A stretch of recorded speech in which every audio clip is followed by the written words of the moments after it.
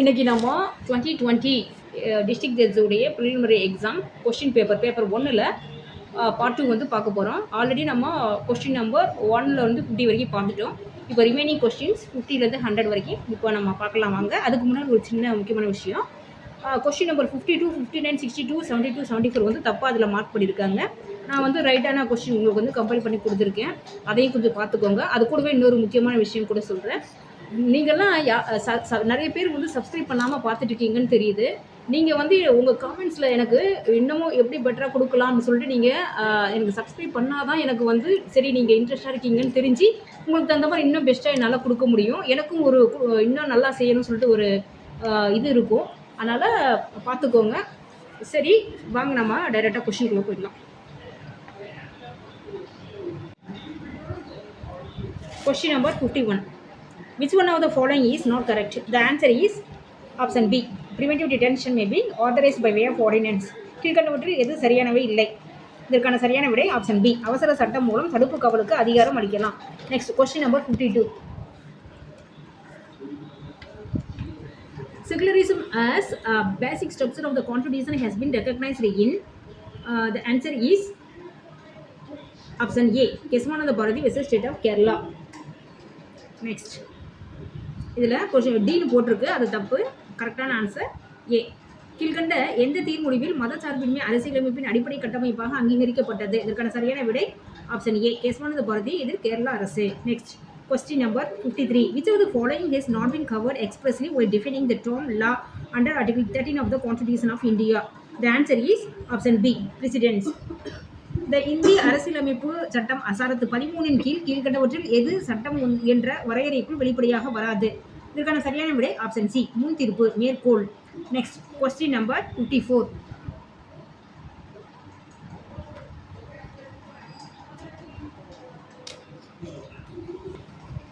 Question number 54. Which of the following statements are correct? The answer is statement 2 alone is correct. What's the statement 2? The tribunals constituted either under Article 323A or 323B of the Constitution of India possess the competence to test the constitutional validity of statutory provisions and rules. கீழ்கண்ட கூற்றுகளில் எது சரியானது?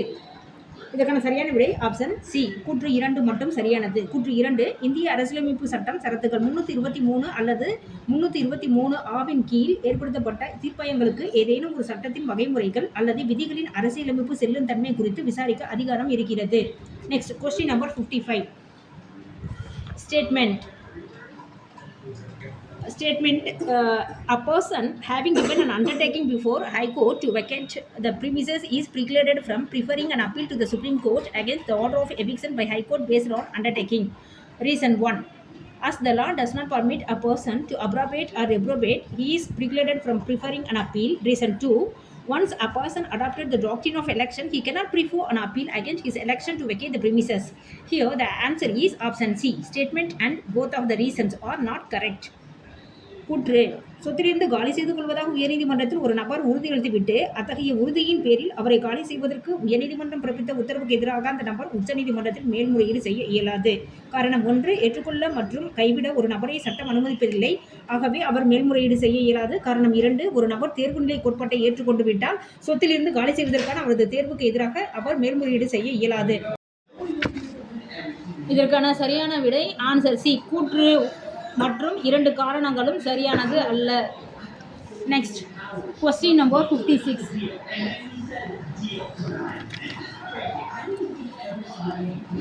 Statement. A wife is entitled to seek the details of the income tax returns filed by her husband under Right to Information Act. Reason. The filing of the income tax returns by an individual with the income tax department is not a public activity. Here the answer is option B. Both statement and reason are not correct. கூற்று, தன் கணவரால் தாக்கல் செய்யப்பட்ட வருமான வரி அறிக்கையை கேட்பதற்கு அவரது மனைவிக்கு தகவல் அறியும் உரிமை சட்டத்தின் கீழ் உரிமை இருக்கிறது. காரணம், வருமான வரித்துறையில் ஒரு தனிநபரால் அவரது வருமான வரி அறிக்கையை தாக்கல் செய்வது ஒரு பொதுவான செயல்பாடு இல்லை. இதற்கான சரியான விடை ஆப்ஷன் பி. கூற்று மற்றும் காரணம் ஆகிய 2ம் சரியல்ல. Next question number 57.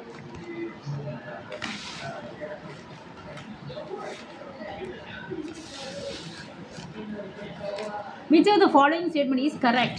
Statement 1. Section 46 of CPC does not come into play in the context of Order 38, Rule 5 of CPC 1908. Statement 2. A transferee court can also issue precept under Section 46.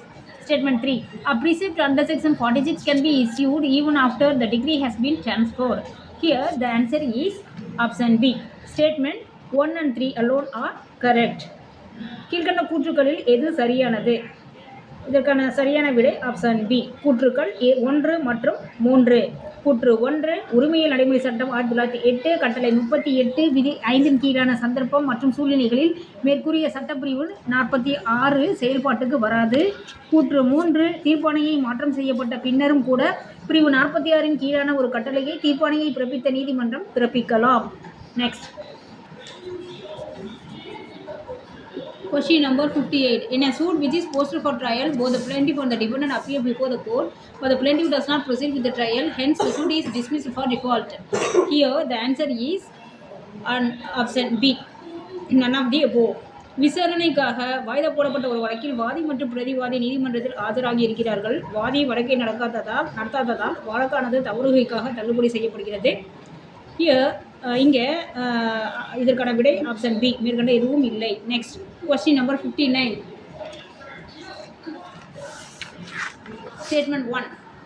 To attach the salary of government employee, the disbursing officer or judgment debtor should be within the local limits of the executing court. Statement 2. To attach the salary of private employee, the disbursing officer and the judgment debtor should be within the local limits of the executing court. Statement 3. To attach the salary of private employee, the disbursing officer or the judgment debtor should be within the local limits of the executing court. Here the answer is option A. Statement 1 and 4 alone are correct. Statement 1. To attach the salary of government employee, the disbursing officer or the JD should be within the local limits of the executing court. And statement 4. To attach the salary of private employee, the disbursing officer of the JD should be within the local limits of the executing court. Next, கூற்று 1. அரசு ஊழியரின் சம்பளத்தை ஜப்தி செய்ய வேண்டுமெனில் சம்பளம் வழங்கும் அதிகாரி அல்லது தீர்ப்பு கடனாளி தீர்ப்பணையை நிறைவேற்றும் நீதிமன்றத்தின் ஆள்வரை அதிகார எல்லைக்குள் இருக்க வேண்டும். மேலும் கூற்று 4. ஒரு தனியார் ஊழியரின் சம்பளத்தை ஜப்தி செய்ய வேண்டுமெனில் தீர்ப்பு கடனாளியின் சம்பளம் வழங்கும் அதிகாரி தீர்ப்பாணையை நிறைவேற்றும் நீதிமன்றத்தின் ஆள்வரை அதிகார எல்லைக்குள் இருக்க வேண்டும். ஸோ இதற்கான சரியான விடை ஆப்ஷன் ஏ. கூற்றுக்கள் 1 மற்றும் 4. Next question number 60.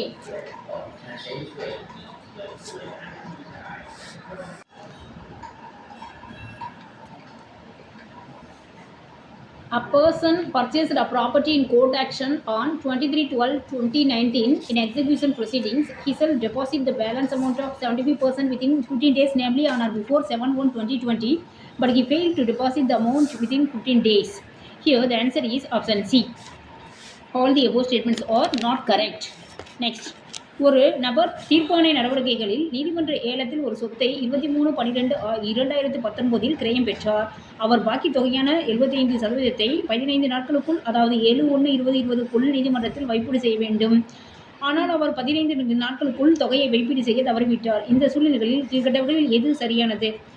இதற்கான சரியான விடை ஆப்ஷன் சி. மேற்கண்ட அனைத்து கூற்றுகளும் சரியல்ல. Next question number 61.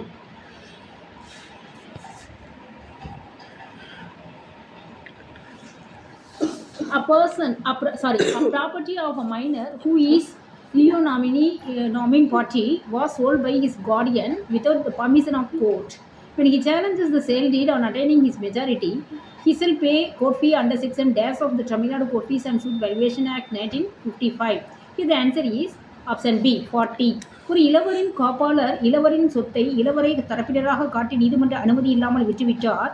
இளவர் உரிமை வயதை எழுதியவுடன் அந்த கிரைய பத்திரத்தை கேள்வி கேட்கும் போது தமிழ்நாடு நீதிமன்ற கட்டணம் மற்றும் வழக்கு மதிப்பு சட்டத்தின் கீழ்கண்ட எந்த பிரிவுகளின் கீழ் அவர் நீதிமன்ற கட்டணத்தை செலுத்த வேண்டும்? இதற்கான சரியான விடை option B. 40. Next question number 62.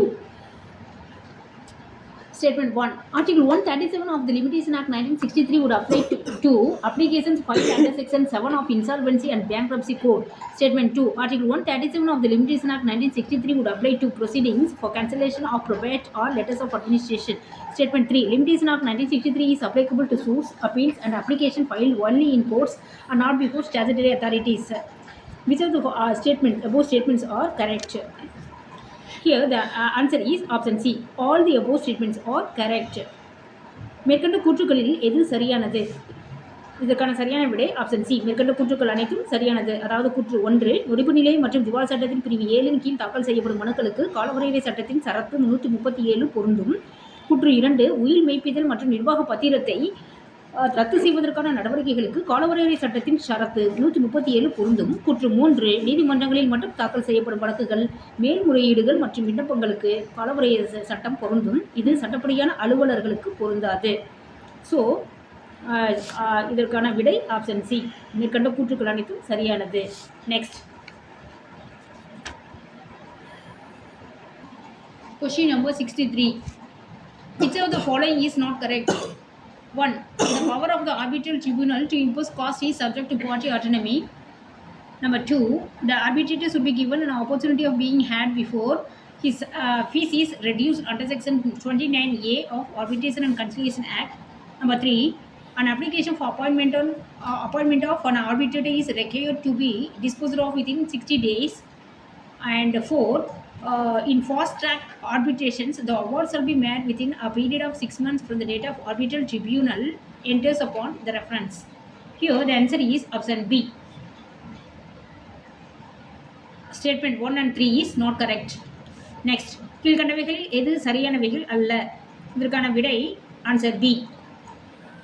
Statement 1 மற்றும் 3. Next, question number 64. Which article of the Constitution of India authorizes the government to enter into an arbitration agreement? Here the answer is option C. Article 51. இந்திய அரசியலமைப்பு சட்டத்தின் எந்த சரத்து இசை ஒப்பந்தம் செய்து கொள்ள அரசுக்கு அதிகாரம் அளிக்கிறது? இதற்கான சரியான விடை option C. Sarath 51. Next question number 65.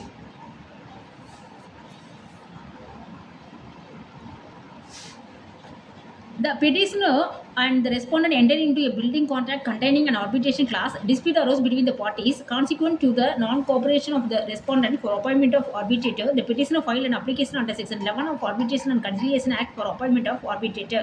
The High Court rejected the application on the ground that the claim is barred by limitation. Under the above circumstances, which of the following is correct? Here, the answer is option B. The High Court cannot entertain the plea of limitation while deciding an application filed under Section 11 of the above Act. மனுதாரர் மற்றும் எதிர் மனுதாரர் இசைவு தீர்ப்புக்கான சரத்தை உள்ளடக்கி ஒரு கட்டிட ஒப்பந்தத்தை செய்து கொண்டார்கள். தரப்பினர்களுக்கிடையே பிரச்சனை ஏற்பட்டது. இசைவு தீர்ப்பாளரை நியமிக்க எதிர் மனுதாரர் ஒத்துழைப்பை கொடுக்காததால் இசைவு தீர்ப்பாளரை நியமிக்க கோரி மனுதாரர் இசைவு மற்றும் சமரச சட்ட பிரிவு 11 கீழ் மனுதாரர் ஒரு மனுவை தாக்கல் செய்தார்.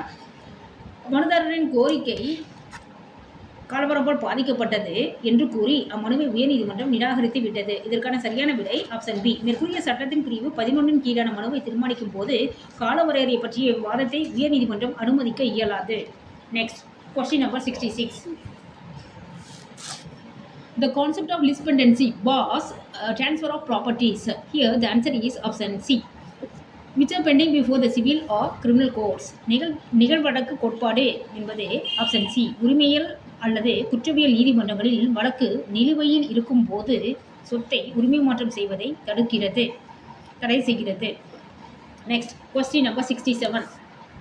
A brought a suit against B as legal representative of C and obtained a decree. Subsequently, D, who was another legal representative of C, filed a suit for declaration that the decree passed in the suit filed by A is not binding on the property of C. During pendency of this suit, the property was sold in execution of the decree in the first suit filed by A. Here the answer is option A. Section 52 of Transfer of Property Act has application in this case. C இன் சட்டபூர்வமான பிரதிநிதியாக B ஐ காட்டி B இன் மீது ஒரு வழக்கை காட்டி ஒரு தீர்ப்பாணையை பெறுகிறார். பின்னர் சியின் மற்றொரு சட்டப்பூர்வ பிரதிநிதியாக பி என்பவர் ஏயால் தாக்கல் செய்யப்பட்ட வழக்கில் பெறப்பட்ட தீர்ப்பானை சியின் சொத்தை கட்டுப்படுத்தாது என்று விளம்புகை செய்ய கோரி ஒரு வழக்கை தாக்கல் செய்தார். டியால் தாக்கல் செய்யப்பட்ட அந்த வழக்கு நிலுவையில் இருந்த பொழுது சொத்தானது ஏயால் தாக்கல் செய்யப்பட்ட வழக்கின் தீர்ப்பானை நிறைவேற்றத்தில் சொத்து விற்கப்பட்டது. இதற்கான சரியான விடை ஆப்ஷன் ஏ. சொத்துரிமை மாற்ற சட்டப்பிரிவு 52 இவ்வழக்கில் பொருந்தும். Next question number 68. Which of the following statements are correct? Here the answer is option C. All the above statements are not correct. Next, கீழ்கண்ட கூற்றுக்களில் எது சரியானது? இதற்கான விடை ஆப்ஷன் சி. மேற்கண்ட கூற்றுக்கள் அனைத்தும் சரியானவை அல்ல. Next question number 69.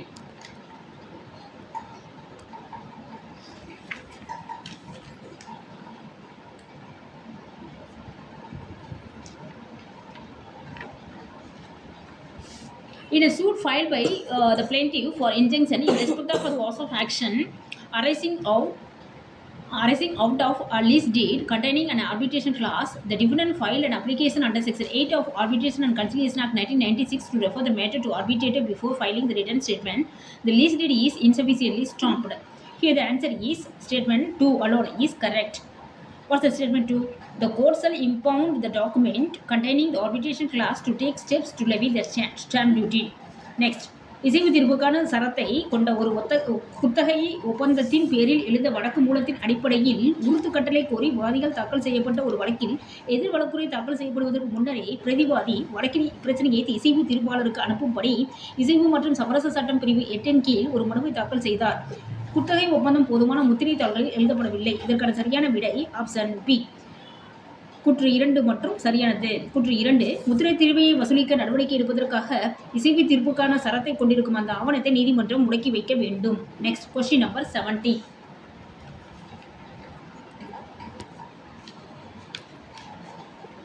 The plaintiff has filed a suit for recovery of ₹10,000 with interest due from the defendant under a document described as simple mortgage deed dated 10/2/1994. The document is insufficiently stamped and unregistered.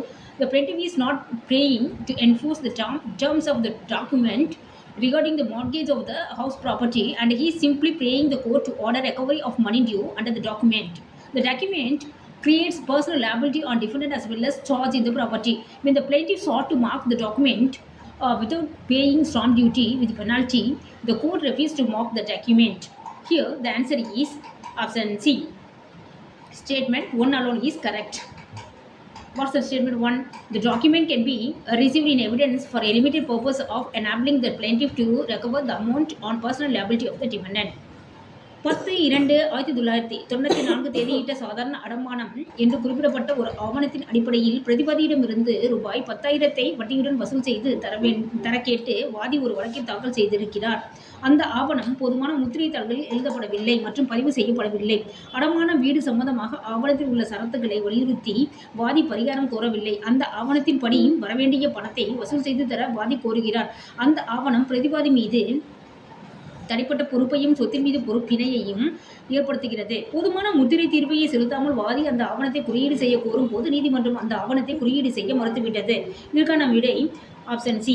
கூற்று 1 மட்டும் சரியானது. கூற்று 1, பிரதிவாதியின் தனிப்பட்ட பொறுப்பின் அடிப்படையில் தொகையை வசூலிப்பதற்கு வாதிக்கு வழி ஏற்படுத்தும் ஒரு குறிப்பிட்ட நோக்கத்திற்கான சாட்சியத்திற்கு மட்டும் அந்த ஆவணத்தை குறியீடு செய்யலாம். Next question number 71. Defendant wrote to the plaintiff party with an offer to sell his house to him for ₹80 lakhs. He promised that he would keep this offer open to him until Friday. But on the Thursday, the defendant accepted an offer from a third party and sold his house to them. According to plaintiff, he was going to accept this offer but had not said anything to defendant because he understood that he had time until Friday. Defendant communicated that the offer had been withdrawn through a friend to the plaintiff. After hearing this, the plaintiff went to find the defendant, explaining his acceptance of the offer. The plaintiff brought an action for specific performance and breach of contract against the defendant. Here the answer is option B. The statement made by defendant was nothing more than a promise. There was no binding contract formed. பிரதிவாதி அவருடைய வீட்டை வாதிக்கு ரூபாய் 80 லட்சத்திற்கு விற்க முனைவுடன் ஒரு கடிதம் எழுதினார். வெள்ளிக்கிழமை வரை அந்த முனைவு அமுலில் இருக்கும் என்று பிரதிவாதி கூறினார். ஆனால் வியாழக்கிழமையே ஒரு 3வது நபருக்கு சொத்தை கிரைம் செய்து கொடுத்து விட்டார். வாதியின் கூற்றுப்படி பிரதிவாதியின் முனைவை தான் ஏற்க இருந்ததாகவும் வெள்ளிக்கிழமை வரை அவகாசம் இருப்பதால் அதை பற்றி தான் பிரதிவாதியிடம் தெரிவிக்கவில்லை. பிரதிவாதி முனைவை திரும்ப பெற்றுக் கொண்டதாக அவரது நண்பர் மூலம் வாதிக்கு தெரியப்படுத்தினார். இதை கேள்விப்பட்ட வாதி பிரதிவாதியிடம் சென்று பிரதிவாதியின் முனைவை தான் ஏற்றுக்கொண்டதை விளக்கினார். வாதி பிரதிவாதி மீது ஒப்பந்தத்தை மீறியதற்கு குறித்த வகை நிவாரணம் கோரி வழக்கு தாக்கல் செய்தார். கீழ்கண்ட கூற்றுகளில் எது சரியானது? இதற்கான விடை ஆன்சர் பி. பிரதிவாதியின் கூற்று உறுதியை தவிர வேறொன்றும் இல்லை. அவர்களுக்கு இடையே கட்டுப்படுத்தும் ஒப்பந்தம் ஏற்படவில்லை. Next question number 71. Question number 72. A offers by advertisement a reward of ₹100 to anyone who returns his lost bag. B finds the bag, brings to A without having regard to the offer of reward. Is B entitled to the reward? Here the answer is option A. Yes, because B has accepted the offer by performance. தொலைந்து போன தன்னுடைய பையை கண்டுபிடித்து கொடுப்பவர்களுக்கு ரூபாய் 100 வெகுமதியாக கொடுப்பதாக ஒரு விளம்பரம் மூலம் ஏ முனைவு செய்கிறார். வெகுமதி பற்றிய முனைவை பற்றி கேள்விப்படாமல் பி என்பவர் பையை கண்டுபிடித்து ஏ இடம் கொடுக்கிறார். வெகுமதியை பெற பிக்கு உரிமை இருக்கிறதா? இதற்கான விடை ஆப்ஷன் ஏ. ஆம், ஏனெனில் பி நிறைவேற்றத்தின் மூலம் முனைவை ஏற்றுக்கொண்டார். Next question number 73. A miner hired a horse on the condition that he will not use it for jumping. He lent the horse to his friend who used it for jumping, thereby injuring the horse. The owner sued the miner for the loss. State the liability of the miner. Here the answer is option B. X is not liable under the contract, but X is liable for the tortuous act of lending the horse to another without the permission of the owner. X என்ற ஒரு இளவர் குதிக்க வைக்க பயன்படுத்த மாட்டேன் என்ற நிபந்தனையின் பேரில் ஒரு குதிரையை வாடகைக்கு எடுத்தார். அவர் அந்த குதிரையை அவரது நண்பருக்கு இரவல் கொடுத்தார். அவரது நண்பர் அதை குதிப்பதற்கு பயன்படுத்தினார். அதனால் குதிரைக்கு காயம் ஏற்பட்டது. குதிரையின் உரிமையாளர் இழப்பீடு கேட்டு இளவர் மீது வழக்கு தாக்கல் செய்தார். இளவரின் பொறுப்பு பற்றி கூறுக. இதற்கான விடை ஆப்ஷன் பி. ஒப்பந்தத்தின்படி எக்ஸ் பொறுப்பாக மாட்டார். ஆனால் உரிமையாளரின் அனுமதியின்றி குதிரையை மற்றொரு நபருக்கு இரவல் கொடுத்த வகையில் தீங்கிழைத்தமைக்காக X பொறுப்பாவார். Next, question number 74. Yes.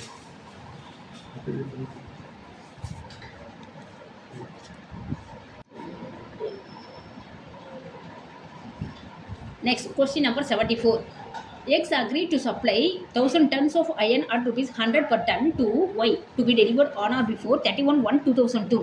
X also entered into a contract with A for purchase of 1000 tons of iron at ₹80 per ton, informing A clearly that the iron is needed before 31/1/2002 for supply to A. A filed to supply to X, who in turn defaulted in his contract with Y in auction by X against A. Here the answer is option A. X can recover damages for the profit at the rate of ₹20 per ton, that is to say the loss of profit. Here the answer is option A and not B. Okay, next. X என்பவர் ஒரு ton ₹100 என்ற விலையில் 1000 ton இரும்பை 31/1/2002 அன்று அதற்கு முன்பு Y என்பவருக்கு விநியோகம் செய்ய ஒப்புக்கொண்டார். X என்பவர் ஒரு டன் ₹80 என்ற விலையில் 1000 டன் இரும்பை வாங்க A என்பவருடன் ஒரு ஒப்பந்தம் செய்து கொண்டார்.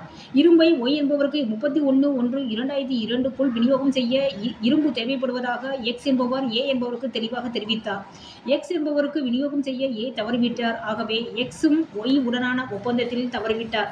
எக்ஸால் ஏக்கு எதிராக எடுக்கப்பட்ட நடவடிக்கையில் இதற்கான விடை option A.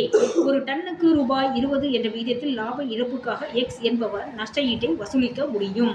Next question number 75. Which of the following statements are correct? Here the answer is option B. All the above statements are not correct. Next, கீழ்கண்ட கூற்றுகளில் எது சரியானவை? இதற்கான விடை ஆப்ஷன் பி. மேற்கண்ட அனைத்து கூற்றுகளும் சரியல்ல. Next question number 76.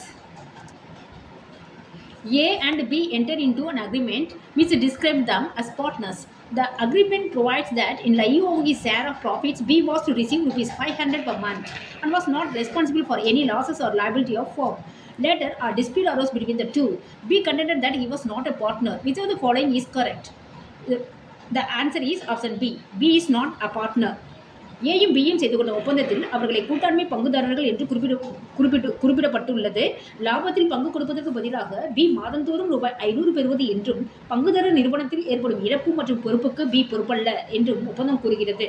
பின்னர் இருவருக்கும் இடையே பிரச்சனை ஏற்பட்டது. தான் பங்குதாரர் இல்லை என்று பி வாதிட்டார்.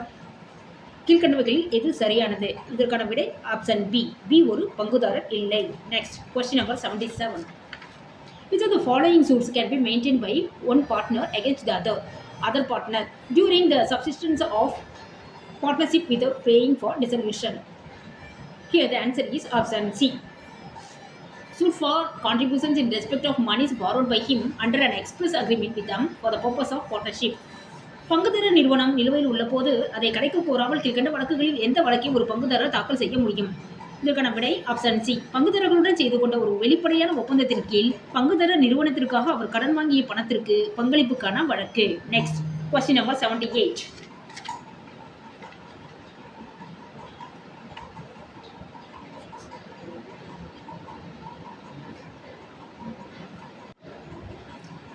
Question number 78. In a sale by description and sample, it is sufficient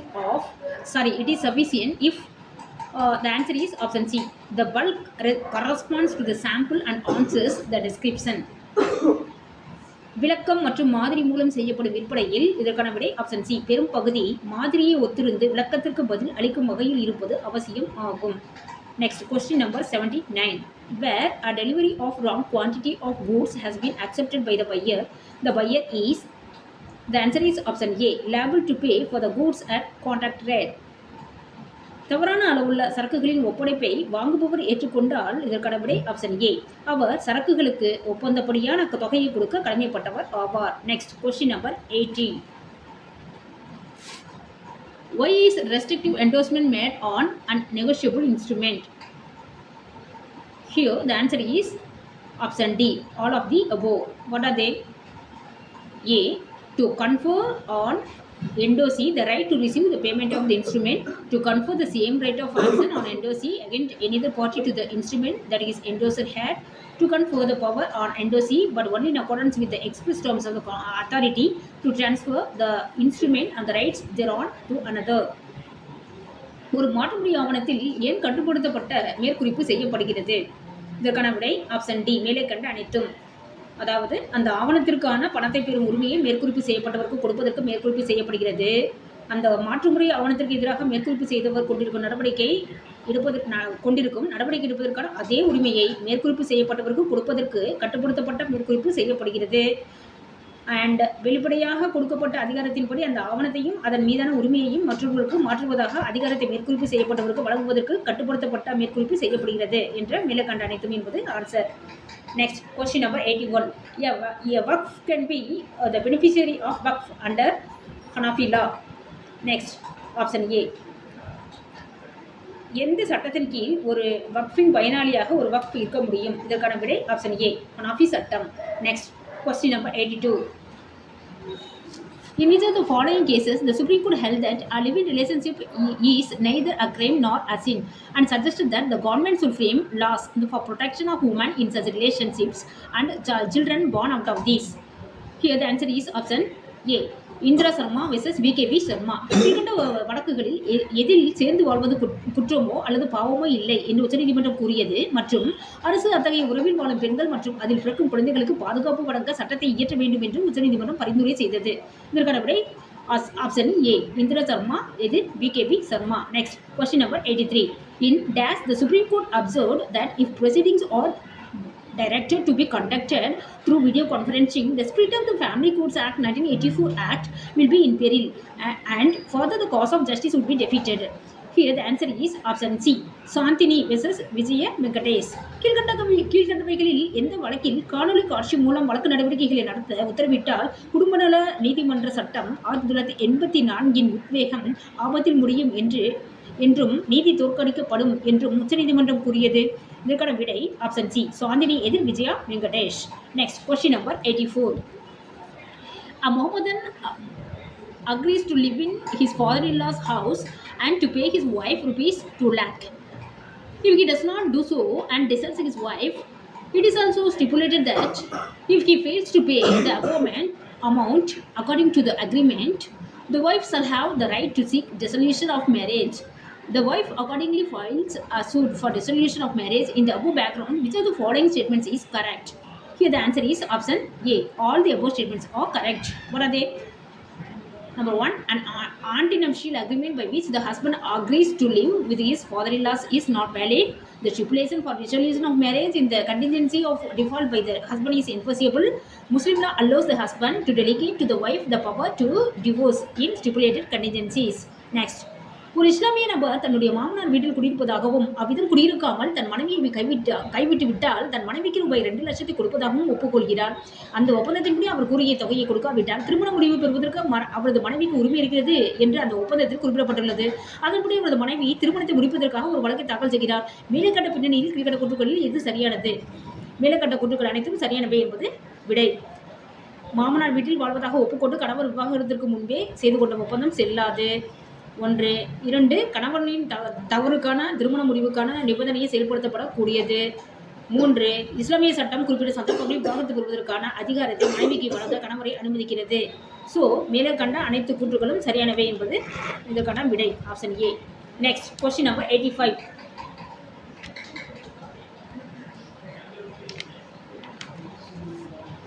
Palanivel is son of Balaraman Lakshmi.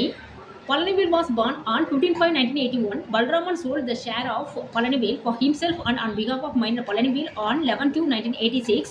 Balaraman died on 2/12/1987. Palanivel died on 18/7/1988. The mother of Palanivel, named Lakshmi, who is legal heir of Palanivel, filed a suit to set aside the sale deed dated 11/2/1986. The limitation for filing the suit would end on the answer is option D, 17/7/1991. Balaraman மற்றும் லட்சுமி ஆகியோர்களின் மகன் பழனிவேல் என்பவர் ஆவார். பழனிவேல் 15/5/1981 பிறந்தார். பலராமன் பழனிவேல் என்பவரின் பாகத்தை தனக்காகவும் மற்றும் minor Palanivel என்பவருக்காகவும் 11/2/1986 விட்டுவிட்டார். Balaraman 2/12/1987 இறந்துவிட்டார். Palanivel 18/7/1988 இறந்துவிட்டார். பழனிவேலுவின் தாயாரான Lakshmi அம்மாள் பழனிவேலுவின் வாரிசு என்ற முறையில் மேற்கூறிய 11/2/1986 தேதியிட்ட கிரிய பத்திரத்தை ரத்து செய்ய வழக்கை தாக்கல் செய்திருக்கிறார். அவ்வழக்கை தாக்கல் செய்வதற்கான கால வரையறை டேஸில் முடியும். இதற்கான விடை ஆப்ஷன் டி, 17/7/1991 முடியும். Next question number 86. Which of the following statements are correct? The answer is option D. Statement 2 alone is correct. What is the statement 2? A prescriptive title as hereditary trustees of the temple can be acquired.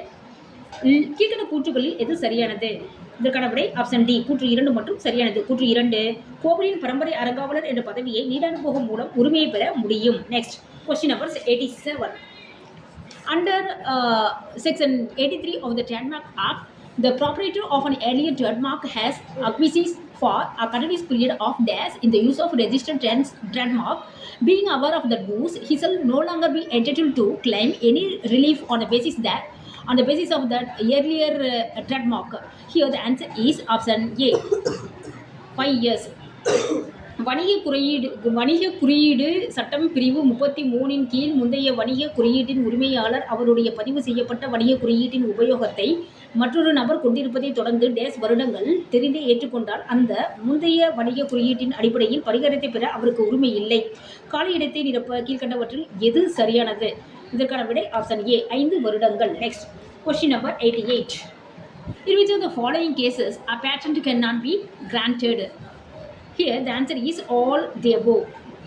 An invention relating to atomic energy, a method of agriculture or horticulture, a substance obtained by a mere admixture resulting only in the aggregation of properties of the components thereof, or a process for producing such substance. And fourth one, a formulation of an abstract theory. So here the answer is option D, all the above. Next, கீழ்கண்டவைகளில் எதற்கு காப்புரிமையை கொடுக்க முடியாது? மேலே கண்ட அனைத்தும் என்பது answer. அணுசக்தி சம்பந்தமான ஒரு கண்டுபிடிப்பு, விவசாயம் மற்றும் தோட்டக்கலை முறை, பொருட்களின் பல பாகங்களை திரட்டி கலப்பதன் மூலம் கிடைக்கக்கூடிய ஒரு பொருள், அத்தகைய ஒரு பொருளை உருவாக்குவதற்கான செயல்முறை, ஒரு சுருக்க கோட்பாட்டின் உருவாக்கம். ஸோ மேலே கண்ட அனைத்தும் என்பது இதற்கான விடை. Next question number 89. Actio personalis morita cum persona means? The answer is option D, a personal right of action dies with the person. Action பர்சனலிஸ் மொரிட கம் பர்சனா என்பது ஒரு தனிநபர் ஒரு நபருக்குரிய நடவடிக்கை எடுப்பதற்கான உரிமை அந்த நபருடன் முடிவடைந்து விடும் என்பது. Next question number 90. Bona vacantia means option A empty goods. Bona vacantia means option A காலியான சரக்குகள். Next question number 91. As against the order passed by the cooperative tribunal in CMA in such as proceedings, the answer is option A. A revision alone under Article 227 of the Constitution of India is maintainable. கூடுதல் கட்டண நடவடிக்கைகளில் உரிமையில் பல்வகை மேல்முறையீட்டில் கூட்டுறவு தீர்ப்பாயம் பிறப்பித்த உத்தரவுக்கு எதிராக இதற்கான விடை ஆப்ஷன் ஏ. அரசியலமைப்பு சட்டத்தின் சரத்து 227 கீழ் தாக்கல் செய்யப்படும் சீராய்வு மனு மட்டும் நிலைநிற்கத்தக்கது. Next question number 92. TMG is owner of a bus. It was insured with NIC. TMG entrusted that vehicle with STC under a lease agreement for hire. When the STC was plying the vehicle with the driver, the vehicle was involved in an accident. The claimants have filed a claim petition. Here the answer is option B. TMG, NIC, STC are jointly severally liable. TMG என்பவர் ஒரு பேருந்து உரிமையாளர். அந்த பேருந்து NTC என்ற நிறுவனத்தில் காப்பீடு செய்யப்பட்டுள்ளது. TMG அந்த வாகனத்தை ஒரு வாடகை ஒப்பந்தம் மூலம் STCயிடம் வாடகைக்கு ஒப்படைத்திருக்கிறார். STC அதன் ஓட்டுநர் உதவியுடன் வாகனத்தை இயக்கும் போது வாகனம் விபத்தில் சிக்கியது. நஷ்ட ஈடு கோரி மனுதாரர்கள் ஒரு மனுவை தாக்கல் செய்திருக்கிறார்கள். இதற்கான விடை ஆப்ஷன் பி. TMG, NIC மற்றும் STC ஆகியோர்கள் கூட்டாகவும் தனித்தனியாகவும் பொறுப்பாவார்கள். Next question number 93. Statement.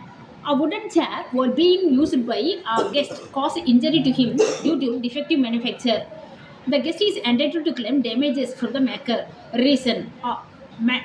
Manufacturer owes a duty of care to the ultimate user. Which of the following is correct? The answer is option A. The statement and reason are correct.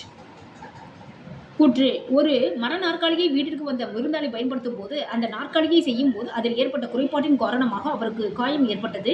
அந்த நாற்காலியை உற்பத்தி செய்தவரிடமிருந்து நஷ்ட ஈட்டை கோர விருந்தாளிக்கு உரிமை இருக்கிறது. காரணம், உபயோகிப்பாளரின் பாதுகாப்பு கடமையை உற்பத்தியாளர் கொண்டிருக்கிறார். கீழ்கண்டவைகளில் எது சரியானது?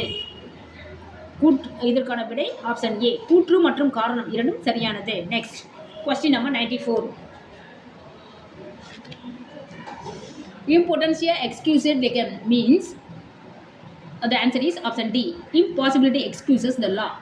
Impotentia excused legem means என்பது இதற்கான விடை ஆப்ஷன் டி. சாத்தியமற்றதை சட்டம் தவிர்க்கும். Next question number 95. What is meant by the term actionable per se? Here the answer is option C. Actionable means proof of damage. Actionable per se என்பது சேதத்தை நிரூபிக்காமல் நடவடிக்கை எடுக்க தகுந்தது. இதற்கான விடை option C. Next question number 96.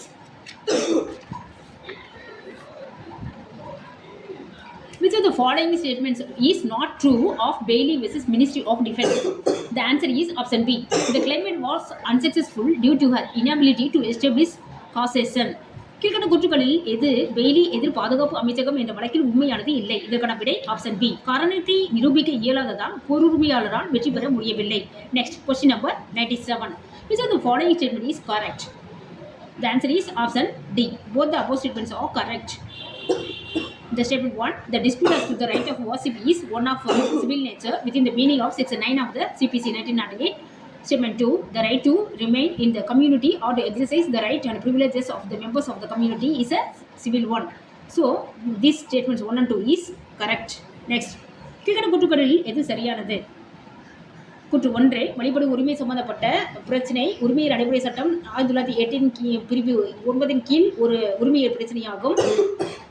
கூற்று 2. ஒரு சமூகத்தில் இருப்பதற்கான உரிமை அந்த சமூகத்தில் உறுப்பினர்களுக்குரிய சலுகைகள் மற்றும் உரிமைகளை பயன்படுத்துவதற்கான உரிமை ஒரு உரிமையல் பிரச்சனையாகும். ஸோ மேற்கொண்ட 2 கூற்றுகளும் சரியானது என்பது சரியான விடை. Next question number 98.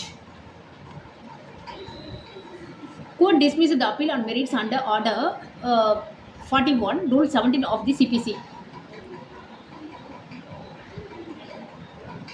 98. Question number 98. Court dismissed the appeal on merits under order 41 rule 17 of the CPC 1908 for no appearance of the appellant. What is the remedy available to the appellant? The answer is option A. He can file an application under order 41 rule 19 of the CPC 1908. மேல்முறையீட்டாளரின் வருகையின்மைக்காக அவரின் மேல்முறையீட்டை தகுதியின் அடிப்படையில் நீதிமன்றம் உரிமையியல் நடைமுறை சட்டம் 1908 கட்டளை 41 விதி 17 கீழ் தள்ளுபடி செய்தது. மேல்முறையீட்டாளருக்கு கிடைக்கக்கூடிய தீர்வு என்ன? ஆப்ஷன் ஏ, உரிமையியல் நடைமுறை சட்டம் 1908 கட்டளை 41 விதி 19 கீழ் அவர் ஒரு மனுவை தாக்கல் செய்யலாம். Next question number 99. Section 26 of the Indian Contract Act declares the agreement void on the ground of option C, both absolute and partial restraint. Next, இந்திய ஒப்பந்த சட்டம் பிரிவு 26 கீழ்கண்ட எந்த காரணங்களின் அடிப்படையில் ஒப்பந்தத்தை செல்லாது என்று கூறுகிறது? இதற்கான விடை ஆப்ஷன் சி, பகுதியான அல்லது முழுமையான கட்டுப்பாடு ஆகிய இரண்டும். Next question number 100. Which of the following statements are correct? The answer is statements 1 and 2 allowed. Statements 1 and 2 are correct. Statement 1, if court has jurisdiction to try the suit when it comes for disposal, it then cannot refuse to try the suit by reason of the fact that it had no jurisdiction to entertain it at the date of institution of suit. Statement 2, the burden of proof in this behalf shall lie on the party who asserts that the civil court jurisdiction is ousted. So here the answer is option A. Statements 1 and 2 are correct. கீழ்கண்ட கூற்றுகளில் எது சரியானது? கூற்று 1 மற்றும் 2 சரியானது. கூற்று 1, ஒரு வழக்கு இறுதி முடிவுக்கு வரும்போதுதான் அந்த நீதிமன்றம் அவ்வழக்கை விசாரிக்க அதிகாரம் பெற்றிருக்குமானால் அந்த வழக்கை தாக்கல் செய்யும் பொழுது அந்த வழக்கை விசாரிக்க அந்த நீதிமன்றத்துக்கு அதிகாரம் இல்லை என்ற காரணத்தினால் மட்டுமே அவ்வழக்கை விசாரணை செய்ய நீதிமன்றம் மறுக்க முடியாது. கூற்று 2, உரிமையியல் நீதிமன்றத்திற்கு ஒரு வழக்கை விசாரிக்க அதிகார வரம்பு இல்லை என்று யார் கூறுகிறார்களோ அவர்கள்தான் அதை நிரூபிக்க வேண்டும். ஸோ இதற்கான விடை ஆப்ஷன் ஏ, கூற்றுக்கள் 1 மற்றும் 2 சரியானது. ஓகே.